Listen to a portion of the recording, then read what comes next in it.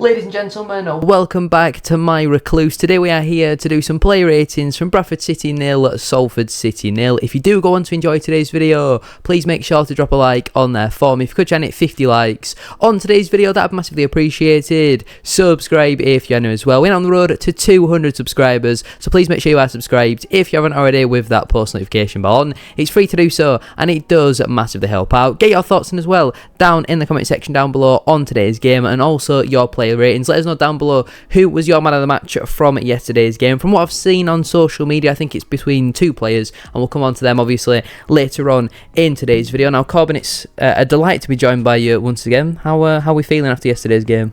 The game was dull, wasn't it?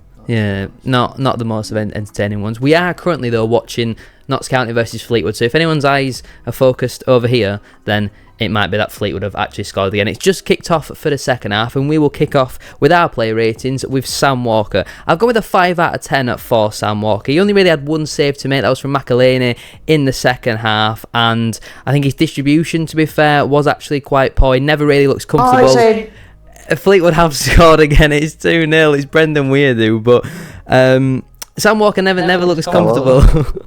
He never looks comfortable with the ball at his feet, does Sam Walker, and that's a little bit of a concern for me, to be fair. There was a few shaky moments as well from crosses. He seemed to be calling for the ball, and then everyone just seemed to leave it for one another, and that was a little bit of a concern for me, but I don't think it was Walker's best day at the office, so I've gone with a 5 out of 10. Yeah, I agree.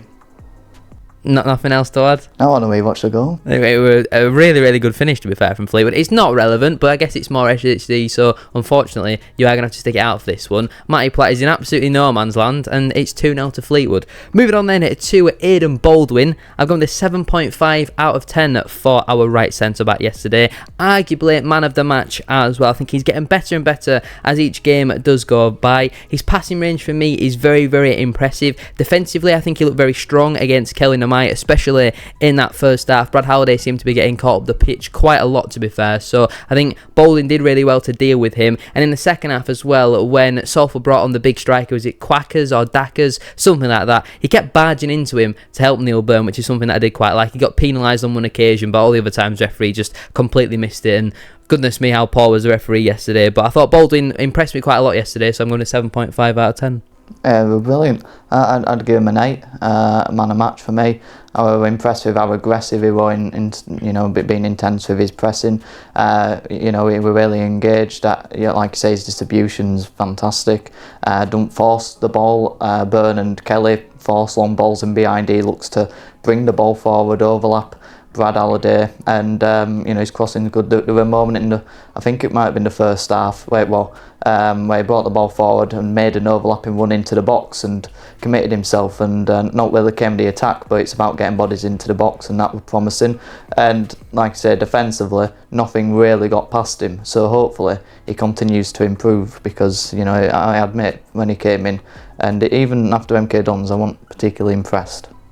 Yeah, I think obviously when you read the reviews from the Notts County fans, there was going to be fans probably already had their backs up against the wall about the signing of Iden Baldwin, but I thought on Tuesday he was quite solid. In this one against Salford, he was quite good, and he massively contributed to our clean sheet. One thing I didn't mention as well, in the first half, Salford had an opportunity. I think it was Woodburn who took the shot on, and Baldwin positioned himself perfectly to get the block in. It was a really impressive block, to be fair. I think Walker would have saved it, but it's one of them where there's defenders in the way and he might have reacted late, so it was actually quite a good clearance there from Iden Baldwin. Moving on then to Neil Byrne. This might be one that we disagree on again, as we did last week, but I've gone with a 5 out of 10 for Neil Byrne. I thought he struggled again, to be fair. I thought he was bullied by Cole Stockton. He was pinned quite a lot, far too easily, especially in that first half, and he got dragged out of position as well on a couple of occasions. Thankfully, when it happened in the first half, Tyreek Wright was there to recover with his pace, but I'm not convinced by his signing whatsoever. His diagonal balls as well, that's something I've been quite complimentary of in his time at Bradford City so far. I thought they were very hit and miss. There were some which were decent and quite accurate, but there were a few which were underhit. They didn't really give Wright and Halliday much of an opportunity, and there were some that were just going straight out of play as well. So I'm definitely not convinced by the signing of Neil Byrne so far. I don't think he's been good in any of the games, and that's why I'm going with the 5 out of 10 for him. What's Neil Byrne done to you? He's just not impressed me. I just think, I feel like I'm fair with my ratings. Iden Baldwin and Neil Byrne both came in with similar reviews about how they're not the most impressive of signings, but Baldwin so far has convinced me, and Neil Byrne I don't think he has. Your opinions don't convince me, to be honest. I mean, he was rock solid for us again yesterday. He won a lot of aerial duels. I thought up against Stockton he didn't give him much chance, to be honest. He were really tight with his marking to him, which I thought we had to do, and he were really good with that. I can sense you don't agree.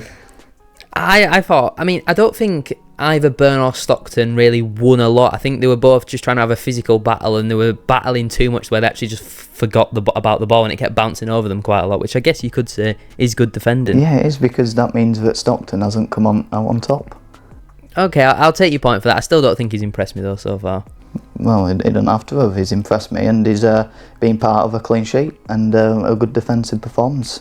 What would you give him out of 10 then in terms of a rating? 7. Thought he was solid.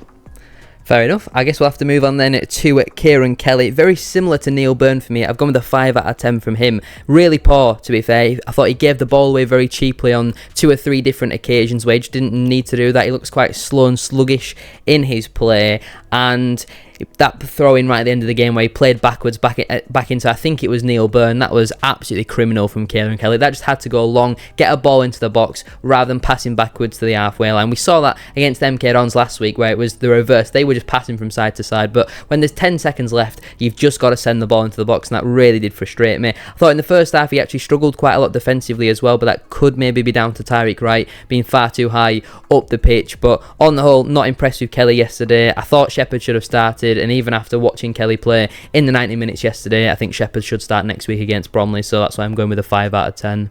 Yeah, I'd give him a 6. I don't think it was his best game. Kieran Kelly, he did look a bit off it compared to how he normally is. He's normally quite quick, he's normally quite physical. He got done a few times physically down his side, but I do agree with you that when you've got a wing back like Tyreek Wright who doesn't contribute anything defensively and barely tracks back at times, you're going to get 2v1 sometimes, and you've got a lot of covering to do.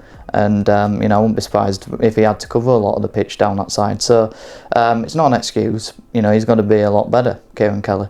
But yeah, I'd agree. I think Shepherd's probably got to be in against Bromley now. Only thing is against Bromley, very big physical side.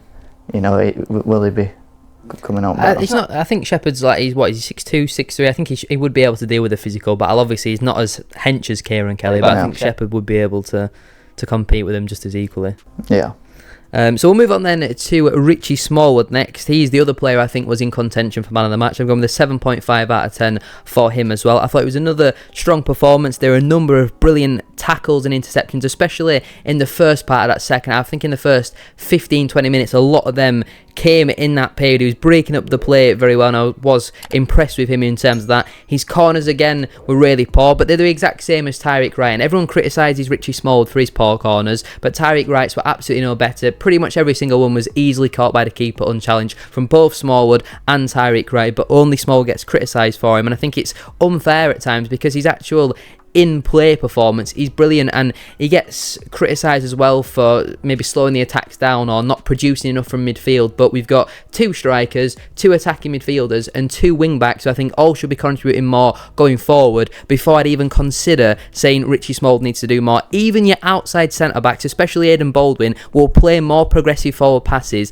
than Smallwood because he is in there to break up the play. He's not there to play the balls that are going to break the lines, which I thought he did actually quite well against Grimsby on Tuesday. But in terms of out of possession, I thought it was really good. Had a bit of a spat with, I think it was Dan Chester's towards the end of the game, where they were both just kicking lumps out of each other, and none of the officials saw it, which just summed them up, to be fair. But I thought Smallwood was quite good, so I've gone with a 7.5 out of 10. Yeah, I don't get the Smallwood either, especially with set pieces, because he is terrible at them. But then who's the alternative? I think Jamie Walker would be on him if he were in the team, but he isn't. And you've got Tyreek Wright, like you say, who was absolutely shocking with his set-piece delivery. And there's no other alternative. I mean, let us know in the comments down below if you think there's someone better. But, I think we agree that there's no one else who we'll look at and go, you're good enough to take a corner. I don't think anyone really stands out. People might argue Patterson and Sovic, but have they really been set-piece takers throughout their their career. I guess it wouldn't hurt to try and change it, but it's clearly something they work on quite a lot on the training ground. It seems to me like the tactic from the corners is just to try and float it in towards the back post, but they're really struggling to get the height and the loft on that at the moment. So we'll move on then to Brad Halliday next. I've gone with a 5.5 out of 10. He seems to have lost a half a yard of pace, Brad Halliday, compared to last season to this year. It might be down to fitness. Obviously, he missed the first couple of games of pre-season, but we are now 3 games in. He's played 90 minutes plus all the added time in every single one of them matches, and he looks a little bit slow. We need Johnson as fit as possible for that competition for places. We all assumed that Callum Johnson will come in and play as the right centre-back, but Baldwin's been very good, so I think it would be harsh now to drop Iden Baldwin, and I'd like to see maybe Johnson get an opportunity at right wing-back. I don't think it's necessarily the position for Alex Gilead. I think he looked poor there in the competitive match against Mansfield last campaign. I think Halliday's end product in the final third was quite poor as well. There's a few times where he had a little bit of time and space, and he just kept delaying it, and by the time that he put the cross into the box, it was then getting blocked, and it was really frustrating to watch, to be fair. Defensively, he had some good moments, but then he also had some poor moments, especially in the first half. I thought he relied on Iden Baldwin far too much in that first half, as Notts County have somehow not pulled the goal back there. It's a goal line scramble. Goodness me, how's that one not found the back of the net? Dan Crowley, who could be going to MK Dons, which I think would be a very big piece of transfer business. But back on to Brad Halliday, I think there's still a lot more to come from him. We saw last season how brilliant he was. This season so far, I think he has struggled in all 3 games, especially yesterday, though I thought it was the worst of the 3, so I'm going with a 5.5 out of 10. Yeah, I'd probably give him a 6. I agree, he has lost a yard of pace. I don't know if that's all to do with, the pre-season, whether it were too intense. Too intense. I'm going to say too high of a workload, but I don't think that's quite the right word. But yeah, this time last season, he wasn't even playing games for us, he was on the bench for Ugoke. So maybe he needs that competition with Callum Johnson just to psych him up a bit. I think last season, you look at the contract situation as well, I said something like that, but that will play an impact, that it will be giving him a bit of a boost in games. But I think he's a professional. I think he's got that desire. But the thing is, I wonder if the 5 at the back's the right system for him playing wing back, because if he has lost a yard of pace, getting up and down, it takes a lot of physical goals. And that was a goal from Alassane Jatta. Notts County have pulled one back. We might need to turn this off. I don't think it's getting quite distracting, isn't it? Yeah, I don't think it's good viewing, to be honest. I mean, they aren't watching this for commentary on Notts County Fleetwood, are they? With Notts County versus Fleetwood now out of the way, it'll be interesting to see what the score is by the time that we do finish this. Let's move on to Anthony Sarcevic. I've gone with a 6.5 out of 10 for Bradford City's number 10. I've seen quite a lot of criticism on social media for Sarce, and I think it's a little bit unjustified in my opinion. There's a lot of people suggesting that Bobby Pointon is a better player. I think that's quite harsh on Sarcevic. I think in the first half he played a brilliant through ball for Andy Cook. The chance ended up falling to Callum Kavi, and we'll get onto that in a moment, but I thought it was a really good through ball from Sarcevic. In the second half he had a big chance towards the end of the game. He went for power and it went straight at the goalkeeper. He should have gone low and hard and tried to find the bottom corner, or maybe even gone with a really nice pass across goal for Andy Cook to tap home. He works really hard, but he seems to get very tired by the 75th minute, and I was surprised not to see Jamie Walker come on the pitch at all, especially for Sarcevic, as he was certainly looking tired towards the end of the game. I think there's still a lot more to come from him, but how many more games do we give him where we say there's still more to come? Now 3 games in, 2 starts, 1 sub appearance, and I don't think he's really done anything which massively stands out. He's had some good glimpses, but I don't think there's been that consistency in his performance throughout the full 90 minutes yet. What did you give him? 6? 6.5 out of 10. No, he gets a 5 for me. Quite a par. Not impressed with Sarcevic. It looks off the pace. Do you think that he could become one of Alexander's favourites, where he don't want to drop him because it's his marquee signing? Because there's loads of players in his position, Pointon, Odra, Walker carrying on from last season. Maybe you put Walker and Pointon back in for that good unbeaten run. Do you think that he could end up persisting with Sarcevic too often? That's one thing that I've got down on my notes from Alexander, is his stubbornness, and it feels like any player which he's signed because he wants them to do well, or was signed under Graham Alexander. Obviously we've got a number of different people part of the recruitment, but it feels like he's going to give them extra time, rather than with like Pointon. It seemed like last season he got one chance and he was bombed straight out and could barely even make it back onto the bench after that. And I feel like if you're a player not signed by Graham Alexander, he's going to be a little bit harder on them, or that's certainly what it seems from the outside looking in, I'd say. Yeah, I think that will be the way he goes with it. But yeah, I was impressed with him against MK, and he did play against Grimsby, didn't he? And he showed glimpses of good play. But I think the frustrating thing for the fans is that he seems to not have enough pace to be in a counter-attacking side, which seems to slow us down. And he seems to turn back on the ball. And I like that because it shows he's got the quality and intelligence not to force the ball forward, but it is slowing us down, and he's playing in a system that contains high energy players in those number 10 positions, and he ain't that. So you do wonder if he doesn't fit the system of Alexander, and I think that could end up weighing us down. And when you look at the game itself and the chances that he blew, he had that great chance in behind 1-on-1. He's got to go low and hard to the bottom left corner. He really poor finish, and then he had a few other good chances in the final third, which he didn't do better with, and he should have created more as well with how much of the ball he had. Because when you look at players who had most touches, he's right up there.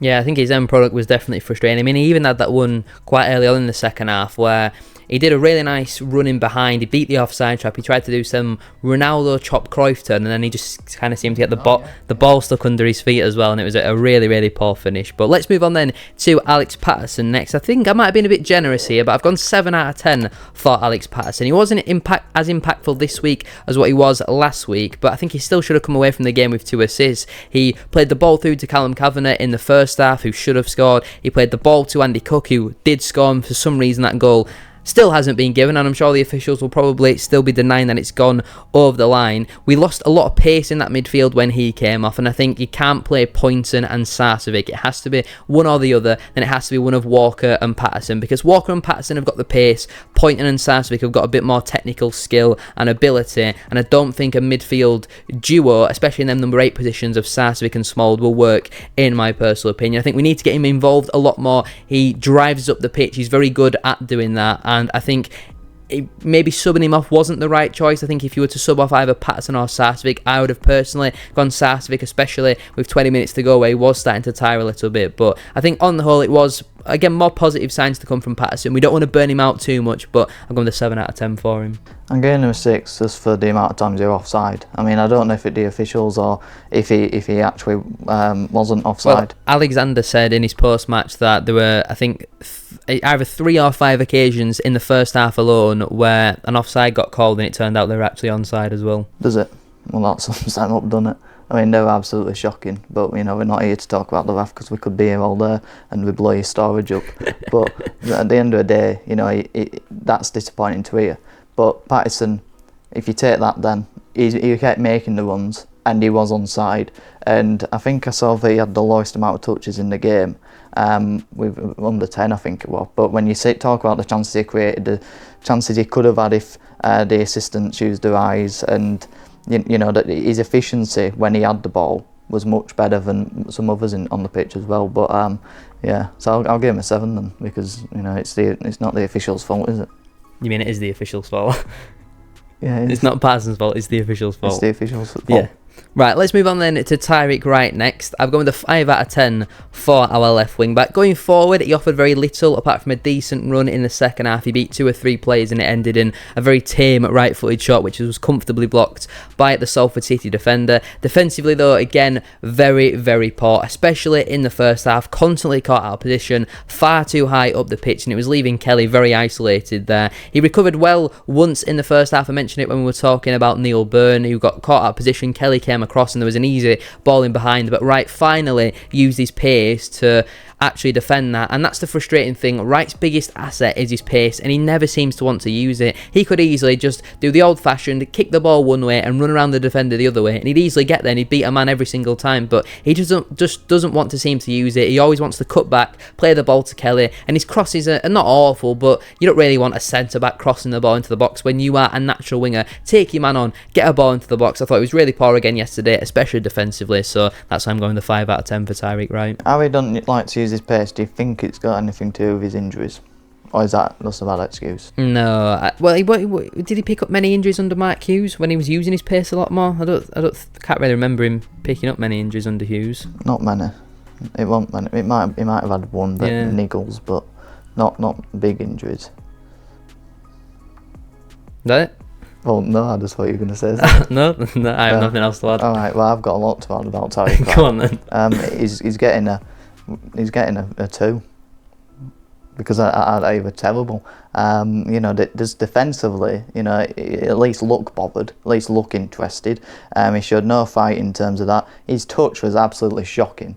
Oh, I forgot about that in the second half. Yeah. There was an opportunity where we were on the attack. I think it might have been Pointon or Patterson played the ball into right. He tried to take his man on. His first touch took him straight out of play. His touch went about 30 yards in front of him. It was absolutely shocking, wasn't it? Yeah, terrible. I mean, just an easy touch, and he's gonna, rallied it. Absolutely shocking.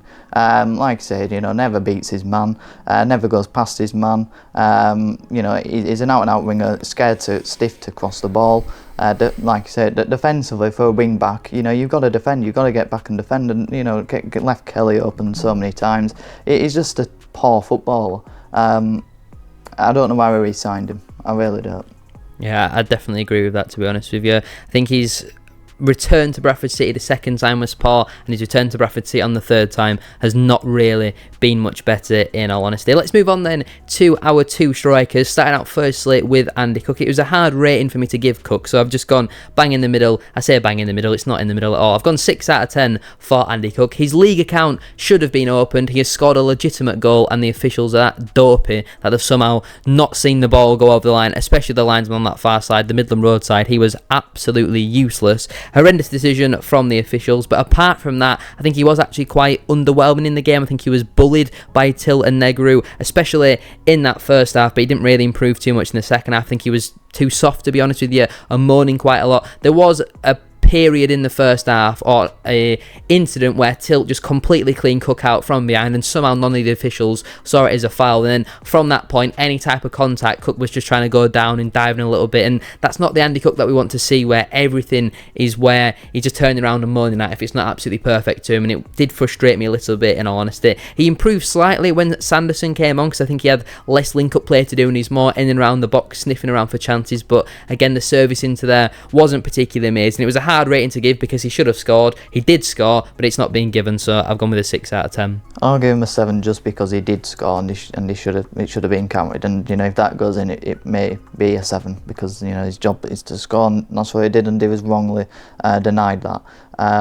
So that's disappointing. Like I say, his overall play wasn't great. I did agree he got bullied with Tilt and Negru. They won everything in the air, but at the same point, there was no one around him. We were oofing up to him in our own penalty box, and we were so deep that no one could get around him. And one thing I've liked about Alexander is we've never really looked isolated with Andy Cook up front. We've always got players around him, whereas yesterday he was so isolated. Even if he won a header against Tilton Negru, it were going to go nowhere. It was just going to go to, I don't know, Ashley in midfield or someone. It would just be swept up and they'd go on the attack again. So then he's probably thinking, there's no point winning the header. I've got to try and hold it. And so when you're up against Tilt, who's probably 6'3", 6'4", he's a unit, Negru's really good in the air, you're not going to be able to hold it against them because they'll beat him off physically. So, that didn't sound good, did it? But, yeah, so, apart from the beating off, then, yeah. Good. Right, let's move on to Callum Kavi. It was a big reason as to why Cook was so isolated up there. I've gone 5 out of 10 for Callum Kavi. I think he struggled in every game so far this season. He shouldn't have started this one, and he definitely cannot start next week against Bromley. It probably will be Sanderson. I'd like to see Young get an opportunity, but there's rumours of him going now to Barnsley and Wigan. Wherever he ends up, it's probably going to be a League One football club. So if he's good enough to play in League One, why is he not even good enough to play on the bench for Bradford City? It doesn't make any sense to me whatsoever. But Kavanagh, he had a massive opportunity in that first half to score. All he has to do is let the ball run across his body and strike it with his left foot, and he cuts back in, tries to shoot on his right foot. It was so frustrating. It was an easy block in the end for the defender. Sanderson offered a lot more in a lot less game time, and like I say, Callum Kavanagh cannot start next week. Whether it's Young, Sanderson, let's not go as far as Tyler Smith, but either of them two I think should be starting for me over Callum Kavanagh. I think he needs a week on the bench to try and mentally reset as well, because he's a young player, still a lot to learn, but I think he's been poor so far this season, so that's why I've gone 5 out of 10. 4, terrible. First touch, non-existent. The chance he had, he blew it. You know, he won't get much of a better chance there for on goal. And his link-up play, poor. Didn't get anywhere near Andy Cook, and was a big reason why we didn't create anything up front. I agree. I think Sanderson offered a lot more by dropping deeper. His link-up play were better. But I like Kavanagh. You know, so I don't like criticising him, because I like that he's always got the energy, he's got the grit about him, he's raw, and I think he's a bit of a rough diamond, but, you know, look after the diamond. You know, it's getting dusty, so I agree, get him on the bench, and, you know, just try and reset his thinking, like you say. But yeah, he was absolutely shocking, and he has been from the start of this season, which I'm disappointed at, because I thought good start after a decent pre-season, a great finish to last season, and hopefully he can kick on, and, you know, he hasn't quite done that yet. I mean, we go back to what we were talking about earlier with Alexander's stubbornness, and obviously Callum Kavanagh was signed whilst Graham Alexander was Bradford City's manager. Do you think that could come down again to him being a little bit persistent with him? Because we even saw last season where Kavanagh wouldn't play amazing, but he might pop up with the odd goal every now and again, and he played quite a lot consistently, especially towards the back end of the campaign. So do you think the fact that it was Alexander who signed Kavanagh, that could be a reason as to why he wants to stick with him again? It can be, but we can't allow that, because, you know, you've got to be picking players that are there on merit, and I'd hope that he wouldn't do that.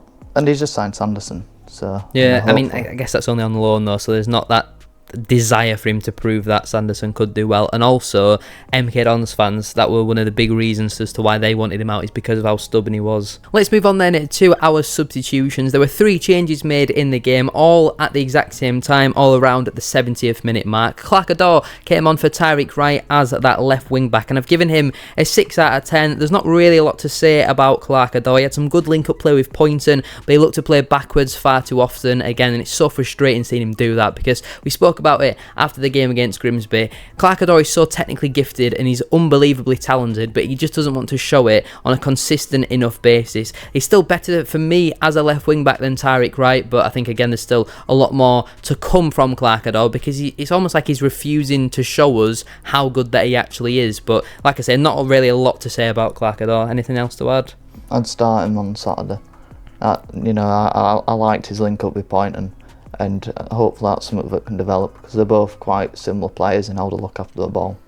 Speaking of Bobby Pointon then, I've gone with a slightly higher than Clark. I've gone 6.5 out of 10 for Bradford City's number 23. He tried very hard to be impactful on the game, and he did have some good moments. He had a nice turn, some nice intricate football with Clark, but then he also had some poor moments where you could argue probably was trying a little bit too hard, and he understands that fan frustration more than anyone. I mean, in another universe, it could be me and Pointon sat here and you're starting, well, not starting, you're getting minutes with Bradford City. In another universe, and I think he gets what it takes to play for Bradford City, and he understands the frustration of, if we are at home at Valley Parade and we're not winning, then, you know, the fans are not going to be happy. And obviously they were booed off at the end, but I think that was more down to the frustration of the throw-in and how we went defensive with it, rather than the actual performance. I think if that moment ends with an Andy Cook header which just goes over, I think they probably do get clapped off, because we had that effort to try and win the football match at least. And I feel like when you try and win, 99.9% of the time the fans will clap you off rather than boo you off. As long as we see that intent to try and win the football match, the fans will stick with you. I've got down here, is he maybe overrated by some of our fans? Like I mentioned earlier with Sovic, a lot of people already saying Pointon is a lot better player than Sovic and needs to be starting. I personally wouldn't agree with that. I think Sovic is the better player, but who knows where Pointon's career could go, because he's got about 10 years on him, maybe more. So I've gone 6.5 out of 10 for Pointon. When you say we got booed off, the players, are you sure it was the players who got booed off? Oh wait, it could be the officials. Well, yeah, because that's what I were booing. Oh. I were booing the officials off. I thought they got booed off because of the frustration with being defensive. Oh, well, I hope it wasn't, because I wasn't booing us, I were booing the official. Well, I don't know then. There was a lot of booing going on though. It was audible. What's that? Like you could hear the booing. Well, obviously, I mean, you've got ears, so you can hear it. Well, not everyone might have ears. People might watch with subtitles. Do you put subtitles in? No, they're auto subtitles. So a lot of the time, the subtitles can't actually understand what we're saying because of our Yorkshire accents. So it'll just say it'll put like the completely wrong thing. Oh, God help them. Let's move on then to the final substitute of the game. Ollie Sanderson came on for Callum Kavi. I've gone 7 out of 10 for Ollie Sanderson. I like what I saw from him, to be fair. I think he dropped deep quite a lot and he linked up the play very nicely. I do want to see him get a little bit closer to Andy Cook at times. We've been critical of Callum Kavi for not being close enough to Andy Cook. So I would like to see Sanderson get closer to Cook, but I feel like when he came on we had a slight change in formation. Instead of playing the normal formation, the 3-1-4-2, we went to the box that we played. We changed it against MK Dons, and Sanderson was kind of playing as a left number 10, but was dropping in quite a lot. I think the signs are promising from Sanderson. There's still obviously a lot more game time. We can't really judge him after 20 minutes, but I think the promising signs are definitely there for him. Yeah. Not much more to add then for him. Finally then, Graham Alexander, 6 out of 10 is what I've gone with. And I think that's generous too. I'm backing Graham Alexander this season. I think I've been very critical of the likes of Mark Hughes, Derek Adams, even Gary Bowyer before that. And I want to stick with Alexander because I think he could be a really good manager. And I think he could be the man to finally get us out of this division. But he cannot continue playing players who have been poor. The likes of Neil Byrne, Tyreek Wright, Callum Kavi have been poor in every game so far this season, in my opinion. The likes of Jack Shepherd should have started this match. He was brilliant on Tuesday, so to see him back on the bench today, thought was a baffling decision. Having Tyler Smith on the bench over Jake Young, again, what on earth is going on there? And not using Jamie Walker. He's an impactful player on off the bench. If you give him 20-30 minutes, he will produce a moment of magic, and to not see him come on the pitch, I thought was really strange. We spoke about it already so far in the episode about Alexander's stubbornness. I hope it's not a thing that will continue, because in the end, it will cost him his job. Derek Adams' stubbornness and his poor media interviews cost him his job. Gary Bowyer's stubbornness, it cost him his job. Graham Alexander cannot be stubborn. Even Mike Hughes, goodness me, he was so stubborn. Graham Alexander cannot be stubborn. He cannot keep playing players who are not performing for him, or he won't be in a job this time next year. Yeah, I mean, you need to slow down. You're like a cow, man, can learn. I mean, because I was going to add a bit more to Sanderson. Oh. And you just cut me clean off. Well, you just went, yep. Yeah. And that were it? No, I went, yeah. And then you sort of just kept speaking. Alright, go on then. Give me your thoughts on Sanderson. I'd start him on Saturday. Alright, now give me your thoughts on Alexander. Well, Would you start him on Saturday? Well, I'd have him in the dugout, like last season when he was starting the stands. But yeah, I think it will go up, and it'll be down to Alexander. I just think there's been a small overreaction. Now, we're right to voice our opinions because we're fans, we pay the money. And if it weren't for the fans, it'd be nothing. And everyone has opinions, and, I like to see everyone's opinions because it's great, isn't it? Apart from yours, flipping Neil Burton. To be fair, judging by the comments on on Wednesday's player ratings, more people agreed with me about Neil Byrne. So maybe it's you who doesn't know ball. No, I know ball. Right. No, but it's like, because I'm not intelligent about it, it's a niche thing. Right. So, you can get with it. What was I saying before you cut me off? Alexander will take us up. Yeah. I know, but I said but. I said something after that, and I said but, and then you went and, went on a rampage about something. I'm just saying, people agree with me about Neil Byrne. Yeah. No better than Ash Taylor. Excuse no, that's far. I don't think he is. No better than Ash Taylor? What, so you think Ash Taylor is a better footballer? No, I'm saying there's no better. I think they're equal in terms of ability. Equal? Really? Equal. Apart from... How? Ash Taylor's got a better haircut. No. You've kind of got a similar haircut to Ash Taylor. Oh yeah, I was thinking that when I said no, so... But, no, Neil Byrne shouts all the time. Very aggressive, man. But Ash Taylor's composed. He's got that class about him.